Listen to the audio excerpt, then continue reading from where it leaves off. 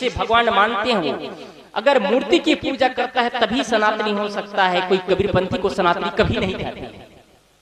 और सबसे बड़े सनातनी कबीरपंथी है जिन्होंने सनातन धर्म को अवलंबन किया है, जिन्होंने सनातन धर्म का ध्वजा फहराया है। करुणा, दया, क्षमा, संतोष, प्रेम, सहिष्णुता, ये सनातन है। मूर्ति पूजा सनातन कहां से हो सकता है? हो ही नहीं सकता है। ईश्वर के हमारे जीवन में कोई स्थान ही नहीं है। ईश्वर के बारे में चर्चा करते हैं। ईश्वर से हमारे जीवन को कोई व्यक्ति, कोई नहीं कहना चाहिए, जुड़ाव ही नहीं है। क्या हमारा जन्म ईश्वर ने दिया है कि इधर बैठे देवी इधर बैठे देवता ने दिया है?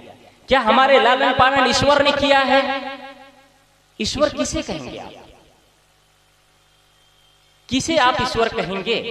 यदि ईश्वर सब कुछ करता है, सब कुछ देख रहा है, पालनहार है, तो इतने नक्सलाइट, इतने आतंकवाद, इतने भ्रष्टाचार क्यों?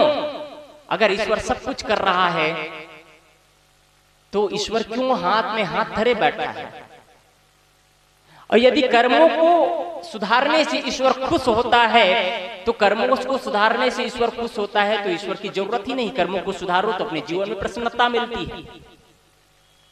किसी भी भगवान की पूजा का अर्थ ये है, मैं कहना चाहूंगा, आप किसी की, बुद्ध की, महावीर की, ईसा की, मोहम्मद की, राम की, कृष्ण की, किसी भी महापुरुष की पूजा करते हैं तो पूजा का अर्थ ये होता है आप उनके चित्र से चरित्र तक के पहुंचिए। पूजा की सार्थकता है।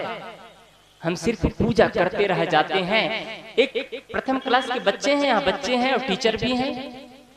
जब KG1 और KG2 में बच्चे जाते हैं तो क ख ग के सामने, उसके सामने चित्र बना होता है। क के सामने, ग के सामने, ख के सामने चित्र बना होता है। जैसे जैसे का अक्षर है उसके हिसाब से उसका चित्र निर्माणित किया जाता है। लेकिन जैसे ही बच्चे KG1 KG2 से first class, second class, third class में आगे बढ़ते जाते हैं, वैसे ही उस पुस्तक की लिखावट चेंज कर दिया जाता है। उसमें चित्रों को हटा दिया जाता है। उसमें सिर्फ अक्षर वर्ण को ही स्पष्ट किया जाता है। क्यों?